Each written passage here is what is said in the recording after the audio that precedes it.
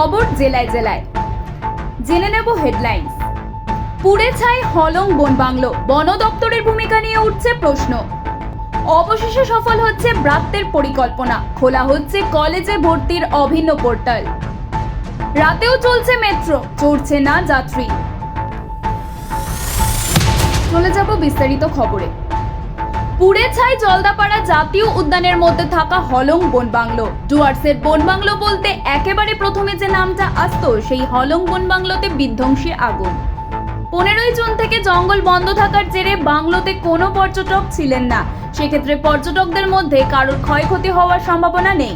তবে হলং বন বাংলো পুড়ে যাওয়ার ঘটনা কার্যত নাড়িয়ে দিয়েছে গোটা উত্তরবঙ্গকে। প্রাথমিকভাবে মনে করা হচ্ছে শর্ট সার্কিট থেকে এই বাংলোতে আগুন ধরে যায়। কয়েকজন কর্মচারী এই বাংলোর দেখাশোনার জন্য ছিলেন, তারাই প্রথমে আগুনের ফুলকি দেখতে পান। কিন্তু কিছু করে ওঠার আগেই দাউ দাউ করে জ্বলতে থাকে কাঠের বাংলো। সূত্রের খবর, বাংলোর একটা এসিতেও বিস্ফোরণ ঘটে, যার জেরে আগুন দ্রুত ছড়িয়ে পড়ে। শুধু জ্যোতি বসুই নন, রাজ্যে পালা বদলের পরে বর্তমান সরকারের মন্ত্রী নেতাদের অনেককেও হলং বাংলোয় আসতে দেখা গিয়েছে। বাংলোয় আগুন ছড়িয়ে পড়ার আগে তা বন দপ্তরের নজরে এলো না কেন, তা নিয়ে উঠছে প্রশ্ন। এমনিতে দীর্ঘদিন ধরেই অভিন্ন কেন্দ্রীয় পোর্টালের মাধ্যমে কলেজে স্নাতক স্তরে ভর্তির প্রক্রিয়া চালু করার চেষ্টা করছেন ব্রাত্য। মমতা বন্দ্যোপাধ্যায়ের সরকারে যখন তিনি প্রথমবার শিক্ষামন্ত্রী হয়েছিলেন, তখনই সেই উদ্যোগ নিয়েছিলেন, কিন্তু সেটা বাস্তবায়িত হয়নি। দীর্ঘ টালবাহানার পরে আজ সেন্ট্রালাইজড অ্যাডমিশন পোর্টালের উদ্বোধন করা হচ্ছে। আজ সেই অভিন্ন কেন্দ্রীয় পোর্টালের উদ্বোধন করবেন শিক্ষামন্ত্রী ব্রাত্য বসু। উচ্চশিক্ষা দপ্তরের তরফে জানানো হয়েছে, ওই সেন্ট্রালাইজড অ্যাডমিশন পোর্টালের মাধ্যমে 461টি সরকারি এবং সরকারি সাহায্যপ্রাপ্ত কলেজের স্নাতক স্তরে ভর্তি হওয়া যাবে।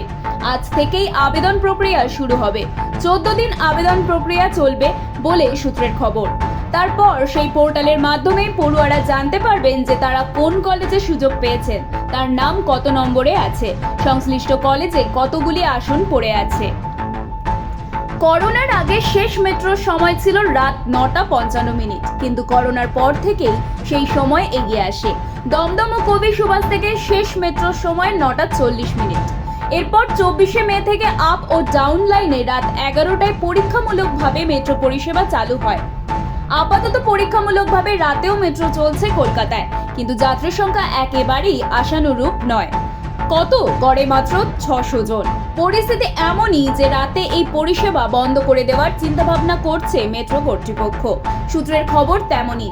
দেখা যাচ্ছে আপ ও ডাউন লাইন মিলিয়ে রাতের মেট্রো চড়ছেন গড়ে 600 জন যাত্রী, আয় হচ্ছে 6000 টাকা।